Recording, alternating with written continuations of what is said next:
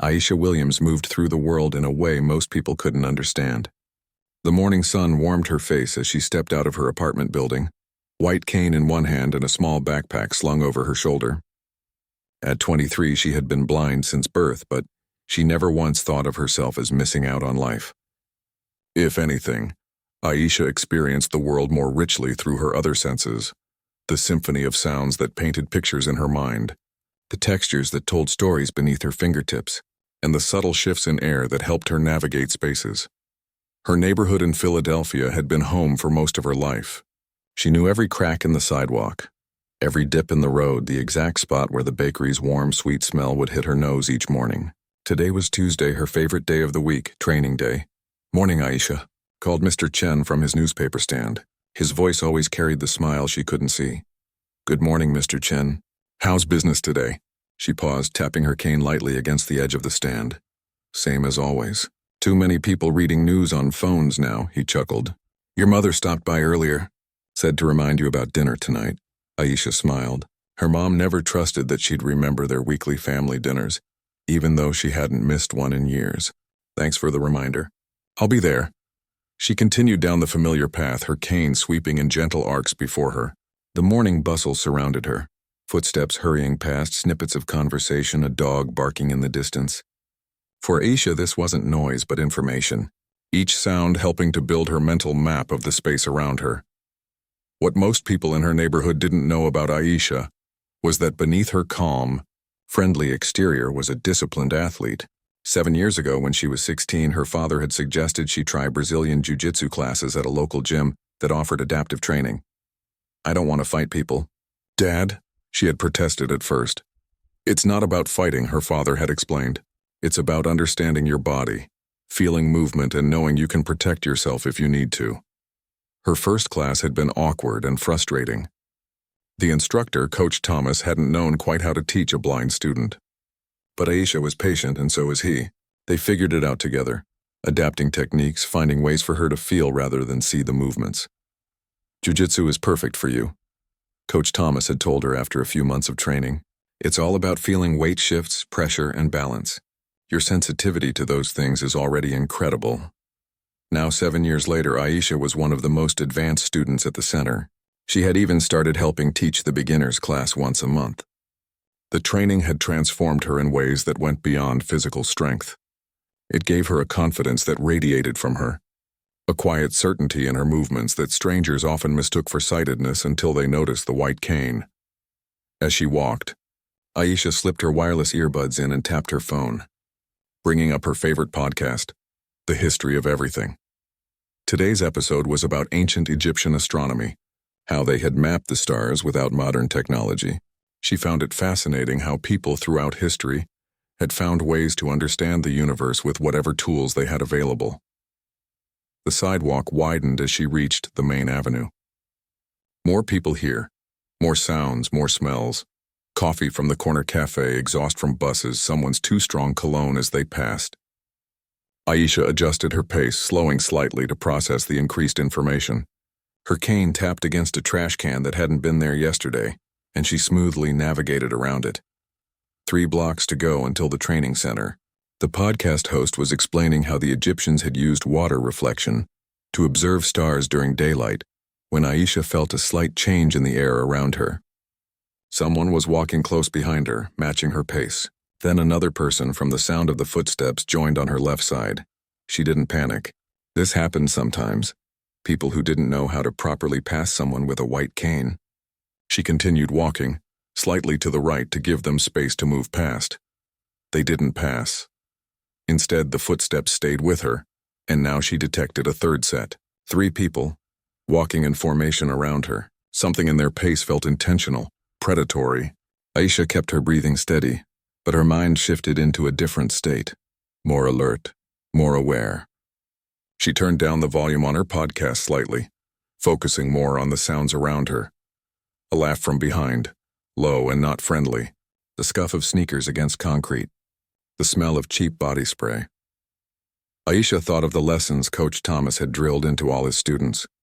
Awareness is your first defense. Notice everything. Trust your instincts. Her instincts were telling her this wasn't good, She could turn around, cross the street, or continue to the training center where she knew people would help her if needed. The center was still 2.5 blocks away. Too far if these people meant trouble. Aisha made a quick decision. There was a coffee shop half a block ahead, the Daily Grind. She knew the owner, Lena, and the morning rush would mean plenty of witnesses. She picked up her pace slightly, keeping her movements natural. The footsteps behind her quickened too. Her heart beat faster now, but her mind remained clear. She'd been in scenarios like this during training, simulations where Coach Thomas and other students would surround her, and she'd have to find her way out or defend herself. But this was real on the street with unknown intentions. The smell of coffee grew stronger. Just a few more steps. Then someone spoke directly behind her, too close, breath warm on her neck. "Hey there, pretty girl. Why you walking so fast?"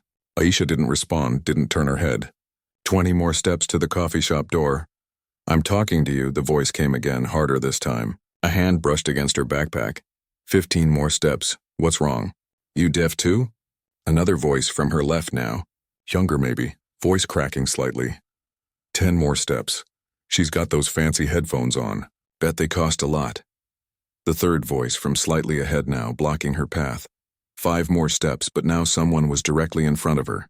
Her cane touched against shoe leather. "Excuse me," Aisha said clearly, keeping her voice neutral. "I need to get by." A chuckle from the person in front of her. Oh, she speaks. And so polite too. Aisha stood perfectly still, assessing. 3 young men, probably teenagers or early 20s from their voices. One directly in front, one behind, one to her left. To her right was the building wall. They had boxed her in deliberately. "I'm just trying to get to where I'm going," Aisha said, still calm. "Please let me pass." "Where are you going in such a hurry?" asked the one in front. "Maybe we want to walk with you." "Keep you company." "I don't need company, thank you." "Those are nice headphones," said the voice to her left. "Let me see them." Aisha felt a shift in the air, someone reaching toward her head. She stepped back slightly, but there wasn't much room to move. In her mind, she could hear Coach Thomas's voice. Sometimes the best defense is to appear non-threatening while being completely prepared. She kept her posture relaxed, giving no indication of the calculations running through her mind. Distance to each person, their positions, the wall behind her.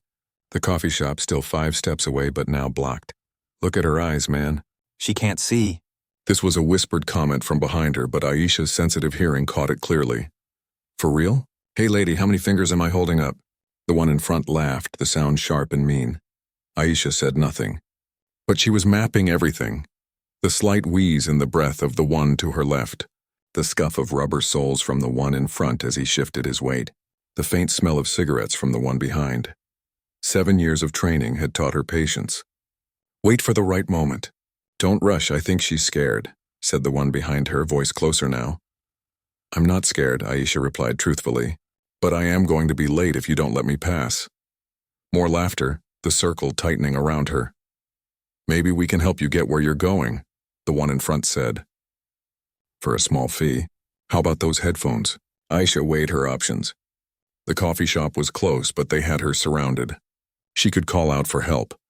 But something told her these 3 would scatter before anyone could intervene, possibly taking her headphones or backpack in the process, or she could handle this herself.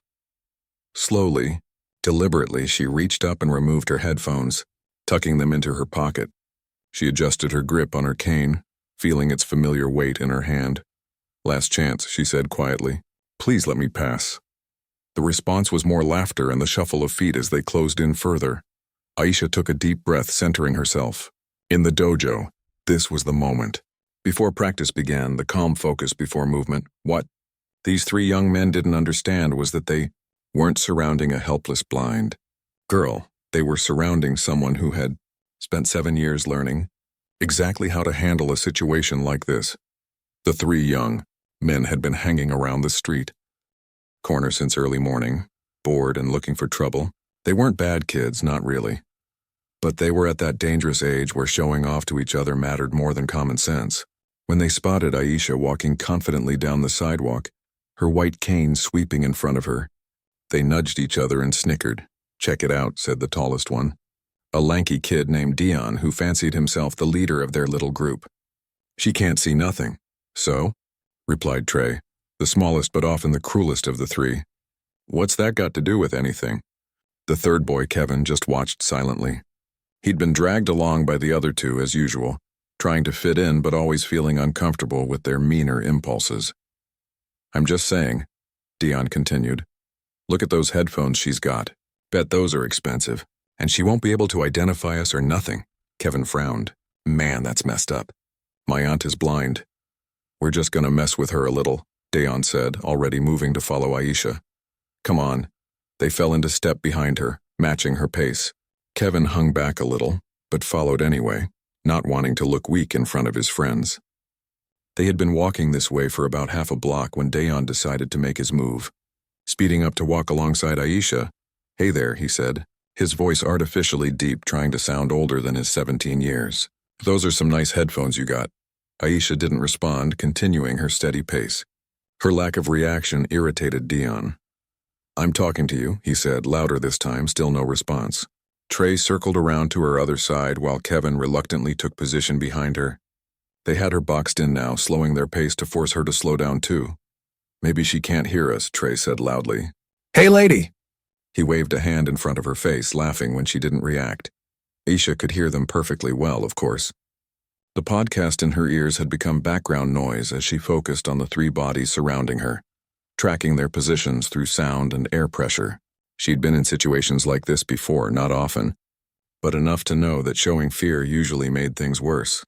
"Yo, I think those headphones cost like $300, Dion said to the others, but loud enough for her to hear. "My brother's got ones like that. $300? Damn," Trey replied, eyeing the sleek white headphones with newfound interest. "That's crazy to spend that much on headphones. Especially if you can't see who's about to take them," Dion added with a laugh. Kevin remained silent, growing more uncomfortable by the second. This was crossing a line he didn't want to cross, but he didn't know how to stop it now. They had reached a quieter stretch of sidewalk. The morning commuters had thinned out, and the storefronts here were mostly closed, still an hour from opening. Aisha was acutely aware of this change in environment. Fewer witnesses, fewer potential helpers if things went badly. "Excuse me," she finally spoke, her voice clear and steady. "I need to get by." Her voice surprised them. It wasn't frightened or uncertain. It was calm, almost authoritative. "Oh, she speaks," Trey mocked, nudging Dion. "And so polite, too." Dion stepped directly in front of her, forcing her to stop when her cane tapped against his shoes. "Where are you going in such a hurry?" "Maybe we want to walk with you, keep you company." "I don't need company," Aisha replied coolly. "Thank you." "Those are nice headphones," Trey said, reaching toward her head. "Let me see them." Aisha sensed the movement and stepped back slightly. But there wasn't much room with Kevin behind her. "Look at her eyes." "Man," Kevin whispered, noticing how Aisha's gaze didn't focus on any of them. "She can't see. For real?" Dion waved his hand in front of Aisha's face. "Hey lady, how many fingers am I holding up?" They laughed, but Kevin's laugh was forced, hollow. "I think she's scared," Trey said, leaning in closer. "I'm not scared," Aisha stated truthfully, "but I am going to be late if you don't let me pass." Their laughter grew louder, and the circle around her tightened. "Maybe we can help you get where you're going," Dion suggested with false friendliness. "For a small fee. How about those headphones?" Aisha carefully removed her headphones and tucked them into her jacket pocket. The boys watched her movements with surprise. They had expected fear, confusion, maybe tears. Not this calm, deliberate action. "Last chance," she said quietly. "Please let me pass." Something in her tone made Kevin take a small step back. There was confidence there, and something else he couldn't quite identify. But Dion and Trey just exchanged amused glances and moved in closer. "Or what?" Trey challenged. "What are you going to do about it?" Dion reached for her backpack strap. "Come on, just give us the headphones and we'll—" His words cut off as Aisha moved so quickly it startled all three of them. She stepped to the side, her white cane suddenly folded in one smooth motion and tucked under her arm. "I asked you nicely," she said, her voice still eerily calm. "I don't want trouble." "Oh, but you found it," Dion replied, trying to sound tough despite the unexpected turn. He reached for her arm this time. Aisha stood perfectly still, her unseeing eyes staring straight ahead, her body relaxed yet somehow ready. The three boys exchanged glances, momentarily uncertain. This wasn't going how they had expected. Just give us the headphones, Trey demanded, his voice slightly less confident now. And maybe some cash too, Dion added, attempting to regain control of the situation. We know you can't identify us or nothing. Kevin took another step back. Guys, maybe we should just— Shut up, man, Dion snapped at him. Don't be such a baby. Aisha listened to their voices, pinpointing their exact positions. The hesitant one was moving away, behind and to her right. The aggressive one who'd first approached her was directly in front, less than arm's length away. The third, slightly smaller from the sound of his voice, was to her left, shifting his weight from foot to foot. Nervous energy. She made her decision. These boys weren't going to back down without a demonstration. I'm going to count to 3, she announced calmly. Then I'm going to walk past you. I suggest you don't try to stop me. The boys looked at each other again, this time with confused smirks. Is she for real? Trey asked. 1. Aisha began counting. Ooh, I'm so scared. Dayon mocked, placing his hand on his chest in fake terror. What's she gonna do, wave her stick at us? 2. Kevin was now several feet away. Something about the blind woman's composure unnerved him. Guys, come on, this isn't right. 3. Aisha took a deliberate step forward. Dion, still laughing, put his hand on her shoulder to stop her. What happened next occurred so quickly that later, neither Trey nor Kevin could quite agree on the sequence of events. Aisha's hand moved up, not in a wild, panicked way, but with precision. She gripped Dion's wrist, twisted slightly, and suddenly he was off balance, his arm locked in a position that sent shooting pain up to his shoulder.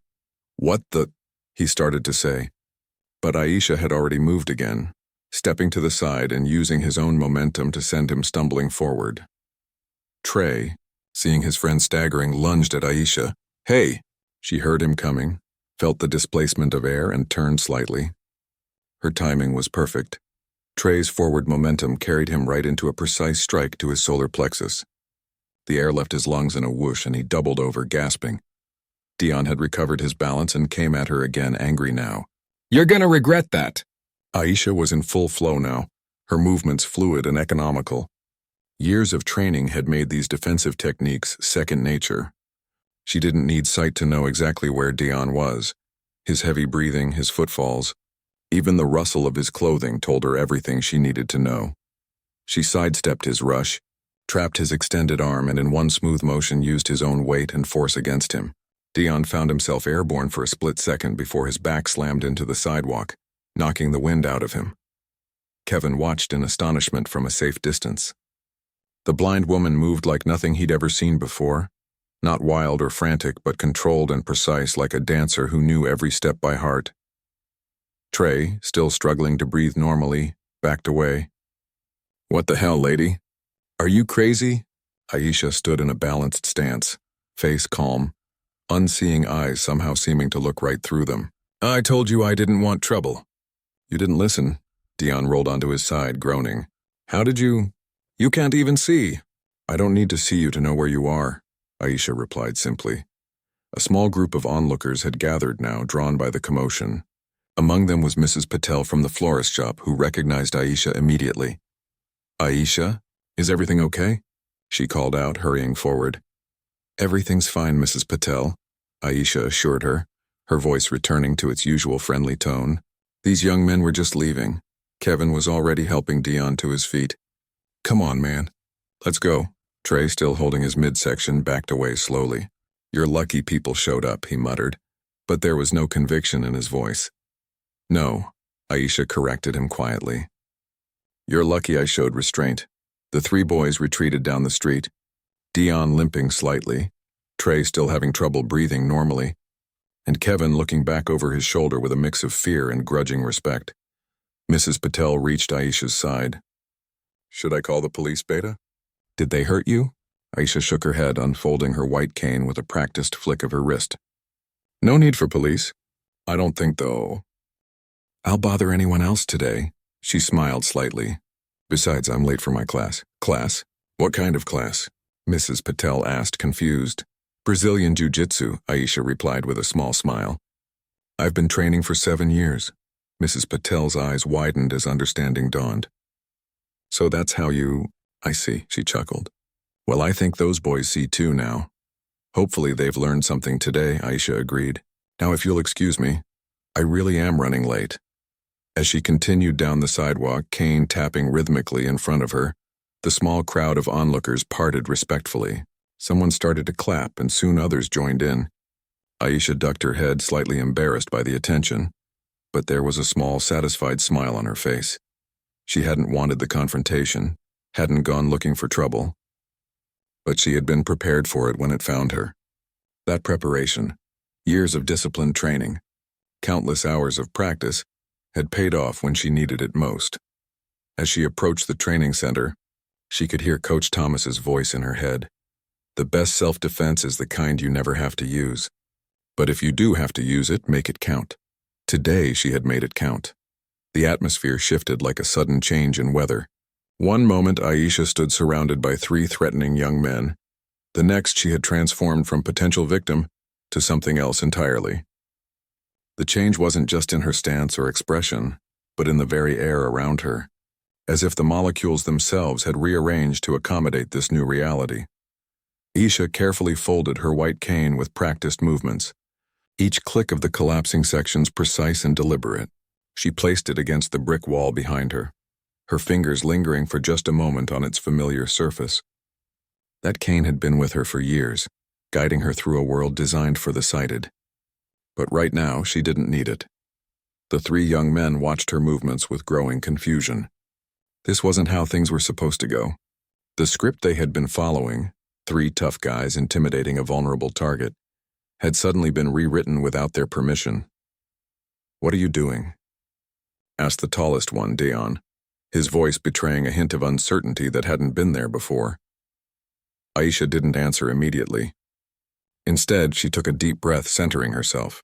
In her mind, she was no longer on a city sidewalk but in the training dojo. The familiar smell of sweat and disinfectant, the feel of the mats beneath her feet, Coach Thomas's calm voice guiding her through each movement. "I'm giving you one last opportunity to walk away," she finally said, her voice clear and steady. She adjusted her stance slightly, feet shoulder-width apart, weight balanced evenly, hands relaxed at her sides. To an untrained eye, she might have looked casual, even vulnerable. But anyone with martial arts training would have recognized immediately that she was in a perfect defensive position. The 3 harassers exchanged glances, their confidence wavering. This wasn't fear in the way they had expected. "Is this chick for real?"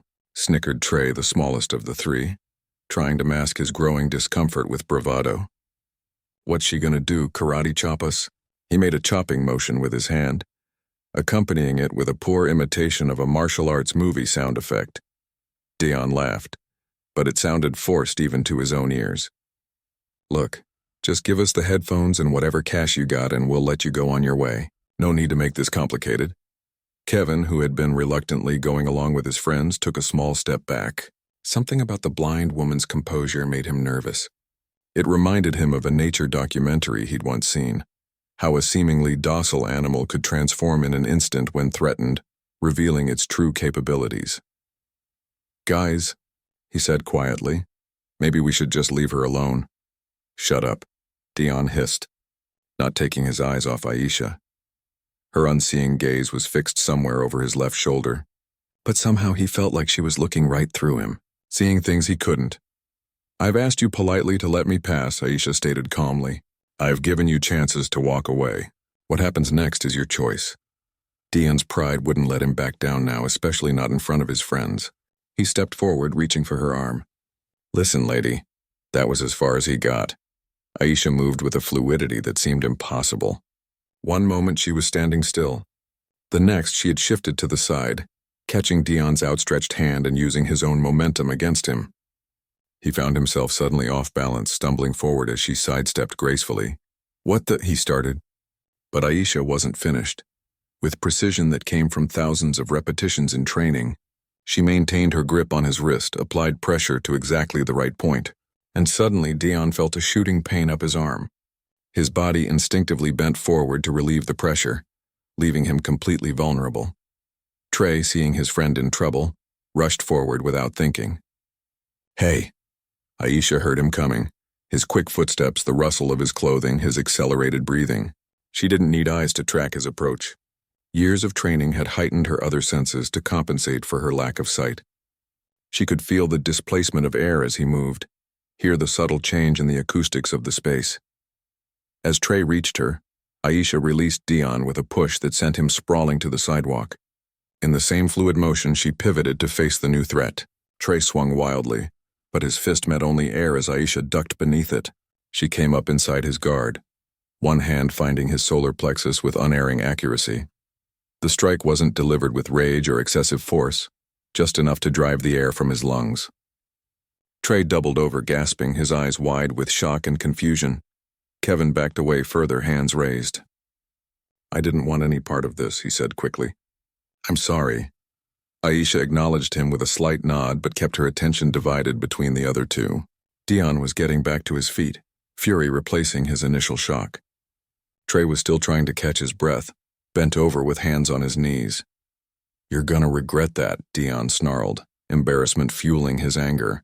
He charged at her like a bull, all restraint forgotten. Aisha remained calm in the storm of his rage. As he reached her, she moved again. A subtle shift in weight, a slight turn of her body, hands finding just the right leverage points. She didn't resist his charge but redirected it, adding her own technique to his momentum. The result was spectacular. Dayon, who outweighed her by at least 50 pounds, found himself suddenly airborne. There was a moment of total disorientation before he crashed down onto his back on the hard concrete, the impact knocking the wind out of him completely. A small crowd had begun to gather at a safe distance, drawn by the commotion. Among them was Mrs. Patel from the florist shop across the street, who recognized Aisha immediately. "Aisha?" she called out, concerned. "Are you okay?" "I'm fine, Mrs. Patel," Aisha replied calmly, not taking her attention away from the three young men. "Just a misunderstanding that's being resolved." Trey had recovered enough to speak, though his voice was still raspy. "You're crazy, lady. We were just messing around." "Harassment isn't messing around," Aisha replied evenly. "Neither is attempted robbery." Dion rolled onto his side, groaning. The fall had been harder than it looked, and he could feel bruises forming already. "How did you do that?" he asked, genuine confusion in his voice. "You can't even see." "I don't need to see you to know where you are," Aisha explained simply. "Sound, air pressure, vibration through the ground. There are many ways to perceive the world besides vision." Kevin, who had maintained his distance throughout, approached cautiously. "I'm really sorry about all this," he said, his voice sincere. "It was stupid." He turned to help Dion up. "Come on, man. Let's go." Dion shrugged off his hand angrily but struggled to his feet. His pride was hurt worse than his body, and having witnesses to his humiliation only made it worse. "You got lucky," he muttered, but there was no conviction behind the words. "Luck had nothing to do with it," Aisha replied calmly. 7 years of training, 6 days a week. That's not luck, it's preparation." The gathered crowd had grown larger now, and someone had started filming with their phone. Whispers rippled through the onlookers. "Did you see that? The blind girl just took down 3 guys. That was amazing." Trey, still clutching his midsection, backed away. "This ain't over," he threatened weakly. But everyone present, including Trey himself, knew it was empty talk. "Actually, it is over," came a new voice. Officer Rivera had arrived on his patrol bike, drawn by the gathering crowd. "What's happening here?" Before Aisha could respond, Mrs. Patel stepped forward eagerly. "These hoodlums were harassing Aisha. You know, Thomas's student from the gym. They tried to rob her and she defended herself. You should have seen it, officer. It was like something from a movie." Officer Rivera looked from the 3 young men to Aisha, raising an eyebrow. "Is that right, Aisha?" Aisha nodded, retrieving her folded cane from where she had placed it against the wall. "They blocked my path and demanded my headphones. I asked them multiple times to let me pass peacefully. She attacked us." Dion protested, though his voice lacked conviction.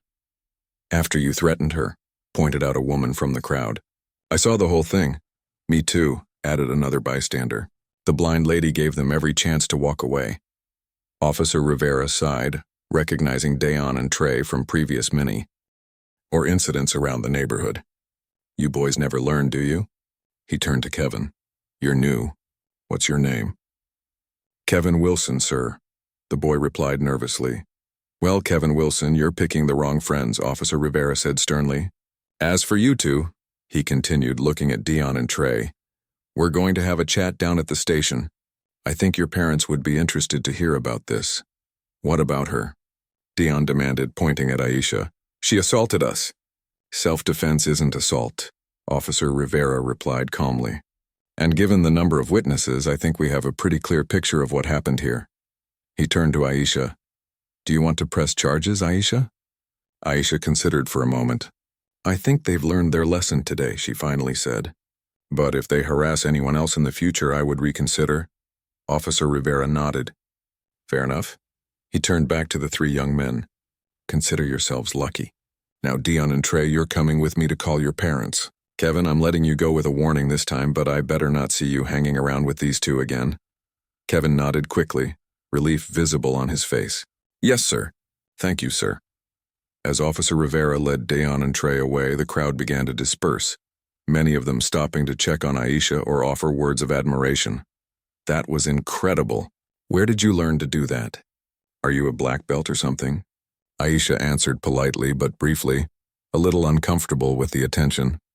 She had never trained for recognition or praise, only for discipline, confidence, and self-protection. Mrs. Patel remained by her side, acting as a buffer between Aisha and the more enthusiastic well-wishers. All right, give her some space, she said firmly. The girl's got places to be. When the crowd had thinned, Mrs. Patel touched Aisha's arm gently.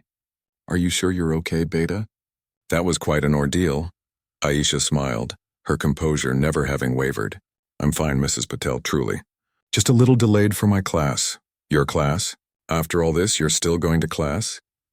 Of course, Aisha replied, unfolding her cane with a practiced flick of her wrist. It's Tuesday, training day. Mrs. Patel shook her head in amazement. Well, it doesn't seem like you need much more training to me. Aisha laughed softly. Coach Thomas always says the day you think you don't need more training is the day you should train twice as hard. As Aisha continued on her way, her cane tapping rhythmically on the sidewalk, she reflected on what had just happened. She hadn't wanted the confrontation. She never looked for trouble. But she had been prepared for it when it found her. The remaining blocks to the training center passed without incident. As she approached the familiar doorway, she could hear the sounds of practice already in progress. The slap of hands on mats, grunts of exertion, Coach Thomas's voice calling out instructions. She smiled to herself. Today's warm-up would be redundant. She was already thoroughly warmed up. But she wouldn't skip it. Discipline was the foundation of everything she had learned, everything she had become. Inside, she was greeted by the familiar scents and sounds of the dojo, sweat, disinfectant, heavy breathing, the squeak of bare feet on mats. This was her second home. The place where she had discovered strengths she never knew she possessed. Aisha, you're late, Coach Thomas called out, his voice gruff but affectionate. Sorry, Coach, she replied, setting down her backpack and folding her cane. I got held up. Everything okay? He asked, a hint of concern in his tone. He had known Aisha long enough to know she was never late without good reason. Aisha thought about the three young men, about how quickly their confidence had turned to confusion, then to fear. She thought about the techniques she had used, how smoothly they had flowed from practice to real-world application. She thought about the years of training that had prepared her for those few crucial moments. Everything's fine, Coach, she said with a small smile. Just had a chance to test out those wrist locks we've been practicing. Coach Thomas raised an eyebrow, understanding immediately. Worked well, did they? Aisha's smile widened. Perfectly. What happened next occurred so quickly that later witnesses would struggle to describe it accurately. One moment, three young men surrounded Aisha on the sidewalk. The next, the dynamics had completely reversed. The transformation was so sudden, so complete that it seemed almost like a magic trick to those watching. Dion made the first move, impatient and irritated by Aisha's calm refusal to be intimidated. He reached for her arm, his fingers just brushing the sleeve of her jacket. I said, give me that brief contact was all Aisha needed. Years of training had made her hypersensitive to touch, and in that instant of connection she read everything. Dion's position, balance, the direction of his force, the slight tension in his muscles that telegraphed his intentions. She moved without hesitation, her body responding with muscle memory developed through thousands of hours of practice. Her hand found his wrist with unerring accuracy, gripping it in exactly the right spot with exactly the right pressure, a subtle shift of her body, a precise application of leverage, and suddenly Dayan's arm was locked in a position that sent pain shooting up to his shoulder. "What the—" he began. But the words died in his throat as Aisha executed the second part of the technique. Using his own momentum and body weight against him, she redirected his forward movement, adding a subtle destabilizing force. The result was as effective as it was elegant. Dayan found himself stumbling forward, completely off balance, his body no longer under his control. A collective gasp rose from the small crowd that had begun to gather. Nobody had expected this, least of all Dayan himself, who now found himself in the humiliating position of being completely at the mercy of the woman he had intended to victimize. Trey, seeing his friend in trouble, reacted instinctively. "Hey!" he shouted, lunging forward with his hand outstretched, aiming to grab Aisha's shoulder. It was a critical mistake. Aisha had been training for exactly this scenario. Multiple attackers coming from different directions. Her heightened senses had been tracking all three young men simultaneously, building a complete mental map of their positions. She knew Trey was coming before he had even committed to the movement. As Dayan stumbled past her, Aisha released his wrist and pivoted smoothly to face the new threat. Her timing was perfect. Trey's forward momentum carried him right into a precisely placed strike to his solar plexus. Not a punch, not delivered with anger or excessive force, but a perfectly calibrated technique designed to temporarily incapacitate without causing lasting harm. The air left Trey's lungs in a whoosh, his eyes widening in shock and disbelief. He doubled over, gasping, the attack he had planned completely forgotten as his body focused on the more immediate priority of trying to breathe. Kevin, who had been hanging back already, took several more steps in retreat, his hands raised in surrender. I wasn't, he stammered, but Aisha was no longer concerned with him. The third attacker had effectively removed himself from the confrontation. Dayan, however, had recovered his balance and his pride was wounded worse than his wrist.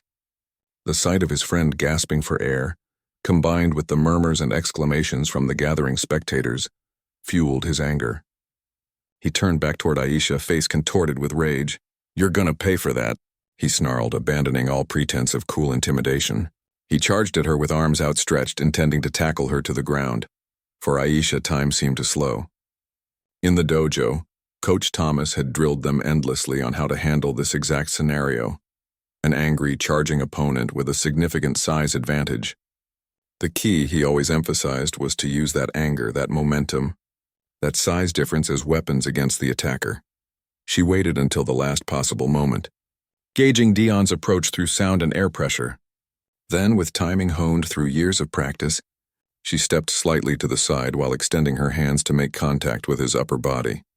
What followed was a textbook example of a judo throw adapted for street self-defense. Aisha didn't need strength to execute it, only proper technique and timing. She established points of contact, created the appropriate leverage, and then simply added her technical skill to Dayan's own forward momentum. The result was spectacular. Dayan, who outweighed Aisha by at least 50 pounds, suddenly found himself airborne. There was a moment, just a split second, of total disorientation as he lost all contact with the ground. Then gravity reasserted itself, and he crashed down onto his back on the unforgiving concrete. The impact knocked the wind out of him completely. He lay there stunned, looking up at the sky, trying to process what had just happened. How had this blind woman, this person he had seen as an easy target, just thrown him through the air like he weighed nothing? The crowd, which had grown larger, erupted in exclamations and even a few cheers. Someone started clapping, and others quickly joined in. Cell phones had appeared, recording the aftermath of a scene that would soon spread across social media. "Did you see that? She just took down those guys like it was nothing.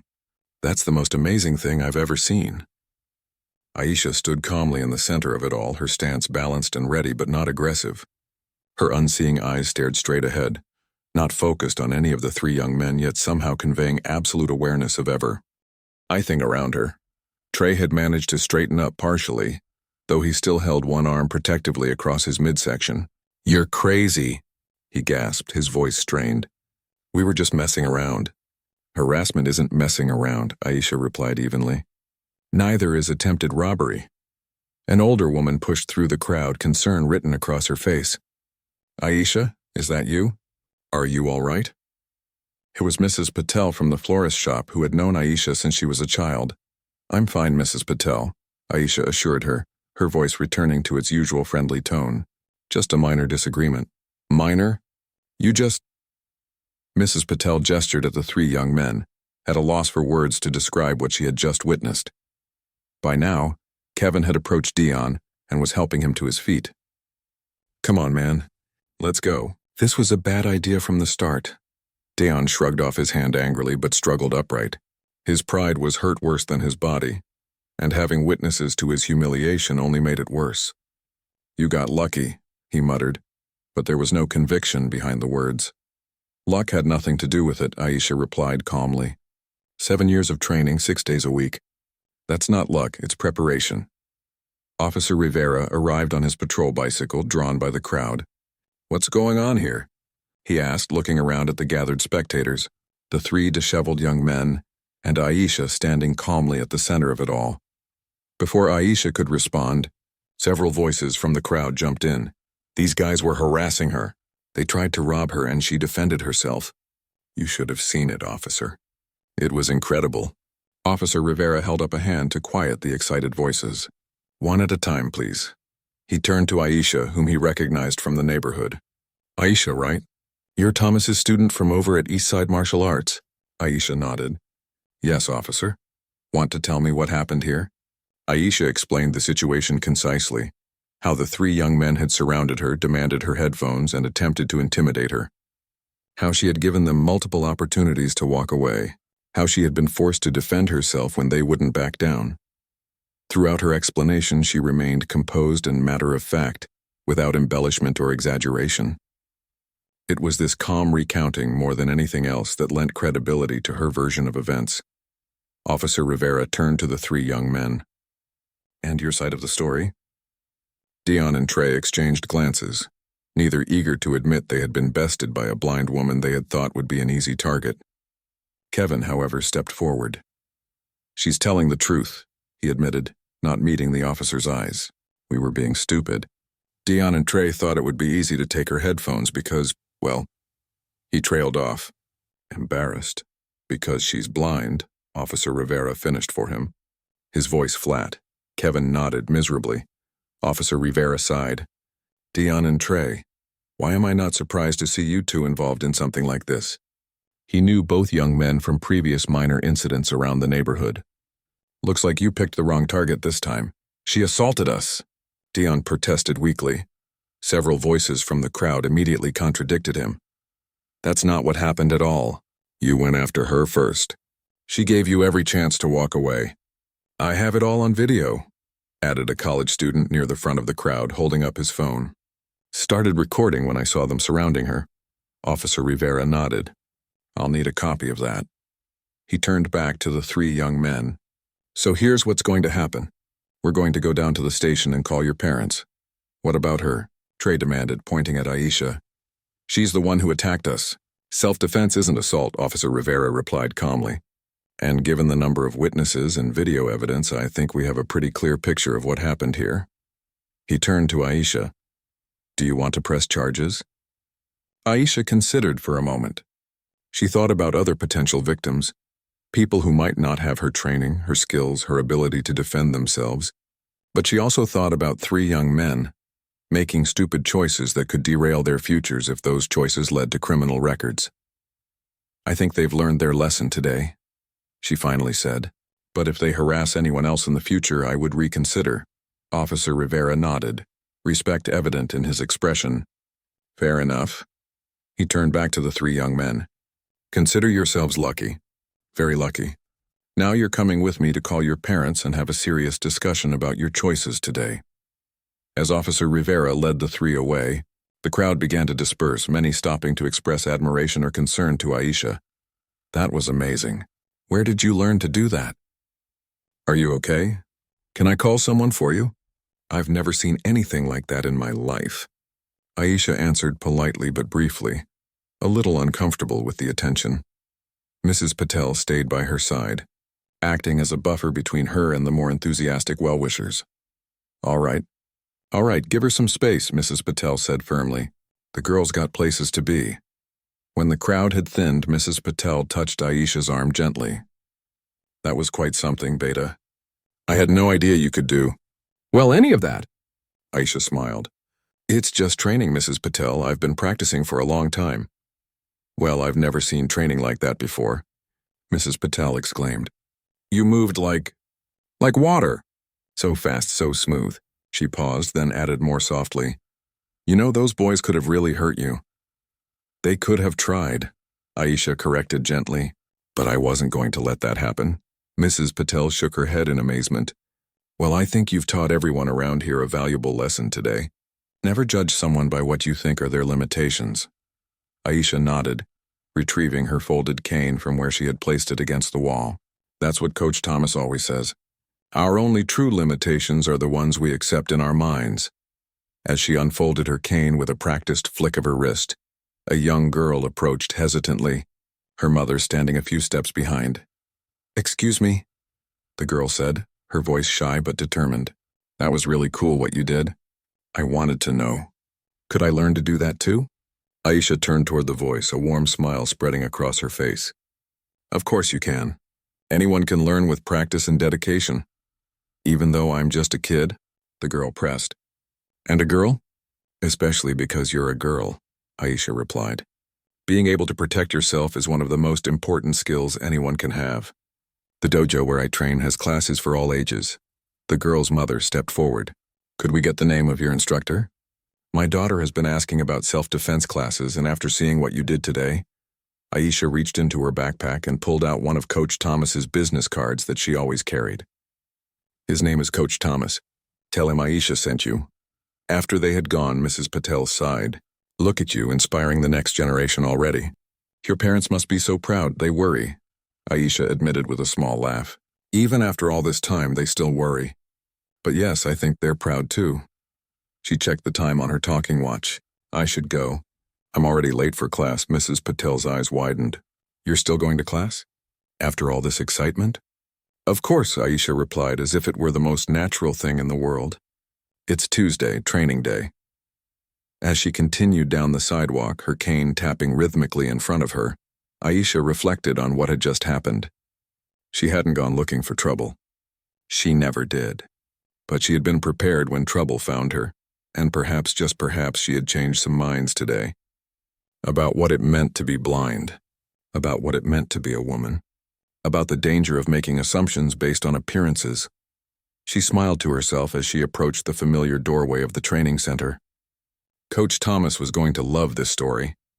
A small crowd had gathered on the sidewalk, stunned into silence by what they had just witnessed. Aisha calmly retrieved her white cane from where she had placed it against the wall and unfolded it with practiced movements. Her breathing was barely elevated, her expression composed, as if what had just occurred was nothing out of the ordinary. The three young men who had harassed her were in various states of disarray, one flat on his back, gasping for air, one doubled over, clutching his midsection, and one backing away with hands raised in surrender. None of them had expected their easy target to turn the tables so completely and efficiently. A middle-aged woman pushed her way through the gathering onlookers, her face a mix of concern and amazement. Aisha, is that you? Are you okay? It was Mrs. Patel from the florist shop down the street, who had known Aisha since she was a little girl. I'm fine, Mrs. Patel, Aisha assured her with a small smile. Just a minor disagreement. Minor? Mrs. Patel looked at the three young men, then back at Aisha. I saw what happened. They surrounded you, and then you... She gestured helplessly, unable to find words to describe the controlled whirlwind she had just witnessed. By now, several people had their phones out recording the aftermath. Someone had already called the police, and in the distance, the wail of sirens could be heard approaching. Dion, the ringleader who had first confronted Aisha, finally managed to roll onto his side and push himself up to a sitting position. His face was a storm of confusion, pain, and wounded pride. Where did you learn to... He stammered, unable to complete a sentence. Brazilian Jiu-Jitsu, Aisha replied simply. 7 years of training. Trey, still struggling to breathe normally after the precise strike to his solar plexus, looked at her with new eyes, not as a potential victim but as someone worthy of caution and respect. Why didn't you just tell us you knew martial arts? He wheezed. Aisha turned toward his voice, her unseeing eyes somehow managing to convey disappointment. Why didn't you just let me pass when I asked politely? 3 times. The third young man, Kevin, who had been the most reluctant participant from the beginning, approached hesitantly. I'm sorry, he said, his voice sincere. This was stupid. We were being stupid. Before Aisha could respond, a police car pulled up to the curb, lights flashing. Officer Rivera, a veteran cop who had patrolled this neighborhood for over 15 years, stepped out and surveyed the scene with experienced eyes. What's going on here? He asked, looking from Aisha to the 3 young men and back again. 5 or 6 voices from the crowd began explaining simultaneously. These punks were harassing her. They tried to rob her and she defended herself. You should have seen it, officer. It was amazing. She took down all 3 of them in like 5 seconds. Officer Rivera held up a hand to quiet the excited voices. One at a time, please. He turned to Aisha, whom he recognized. Aisha, right? You're Coach Thomas's student from over at Eastside Martial Arts? Aisha nodded. Yes, officer. Want to tell me what happened here? With remarkable composure, Aisha recounted the events. How the 3 young men had surrounded her, demanded her headphones, and refused to let her pass despite repeated requests. How she had been forced to defend herself when they wouldn't back down. Throughout her explanation, she remained calm and matter-of-fact, without embellishment or exaggeration. It was this measured recounting, more than anything else, that lent credibility to her version of events. Officer Rivera turned to the 3 young men. And your side of the story? Kevin spoke up before the other 2 could concoct a different version. She's telling the truth, he admitted, not meeting the officer's eyes. We were being stupid. We thought... He trailed off, embarrassed. You thought she'd be an easy target because she's blind. Officer Rivera finished for him, his voice flat with disapproval. Kevin nodded miserably. Officer Rivera sighed and shook his head. Well, looks like you boys learned an important lesson today. He turned back to Aisha. Do you want to press charges? Aisha considered for a moment. She thought about other potential victims, people who might not have her training, her ability to defend themselves. But she also thought about these 3 young men, making stupid choices that could derail their futures if those choices led to criminal records. I think they've learned their lesson today, she finally said. But if they harass anyone else in the future, I would reconsider. Officer Rivera nodded, respect evident in his expression. Fair enough. He turned back to the 3 young men. Consider yourselves lucky. Very lucky. Now you 3 are coming with me to the station so we can call your parents and have a serious discussion about your choices today. As Officer Rivera led the 3 away, the crowd began to disperse, many stopping to express admiration or concern to Aisha. That was incredible. Where did you learn to do that? Are you okay? Can I call someone for you? I've never seen anything like that in my life. Aisha answered politely but briefly, a little uncomfortable with all the attention. Mrs. Patel stayed by her side, acting as a buffer between her and the more enthusiastic well-wishers. All right, give her some space, Mrs. Patel said firmly. The girl's got places to be. When the crowd had thinned, Mrs. Patel touched Aisha's arm gently. That was quite something, Beta. I had no idea you could do, well, any of that. Aisha smiled. It's just training, Mrs. Patel. I've been practicing for a long time. Well, I've never seen training like that before, Mrs. Patel exclaimed. You moved like water, so fast, so smooth. She paused, then added more softly. Those boys could have really hurt you.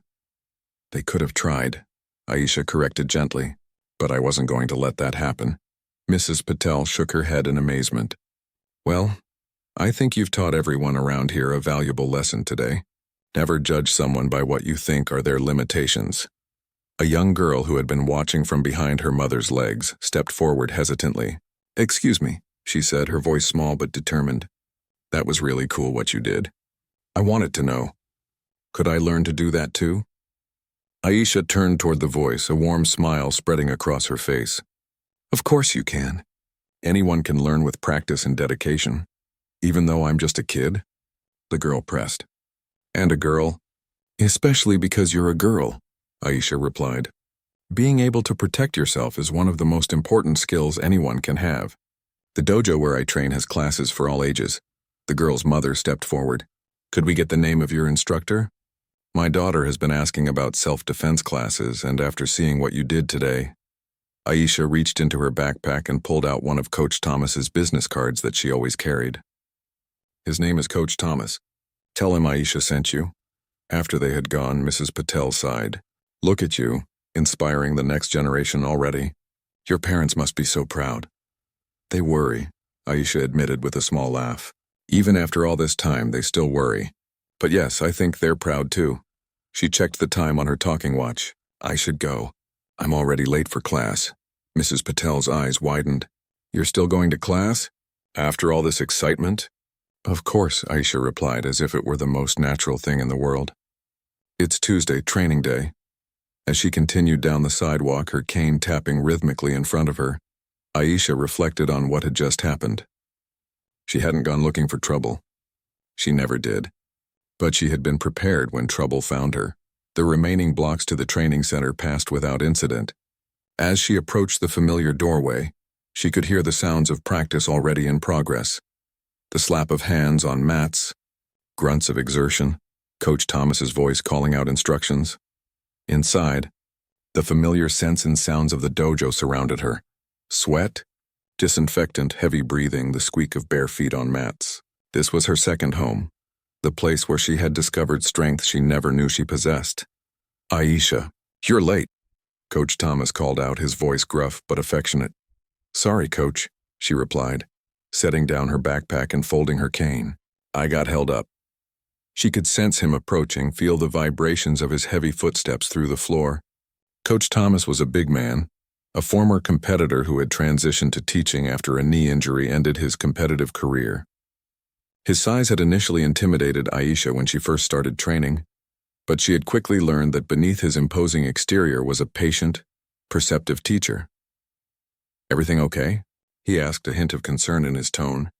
He had known Aisha long enough to know she was never late without good reason. Aisha considered telling him about the three young men, about how smoothly the techniques he had taught her had worked in a real-world situation. But there would be time for that later. For now, she just wanted to train, to lose herself in the familiar routine of practice. Everything's fine, Coach, she said with a small smile. Just had a chance to test out those wrist locks we've been practicing. Coach Thomas went still for a moment, then let out a low whistle of understanding. Worked well, did they? Aisha's smile widened. Perfectly. Anyone hurt? He asked, his voice lower now, meant only for her ears. No permanent damage, she assured him. Just some bruised egos, mainly. He nodded, satisfied.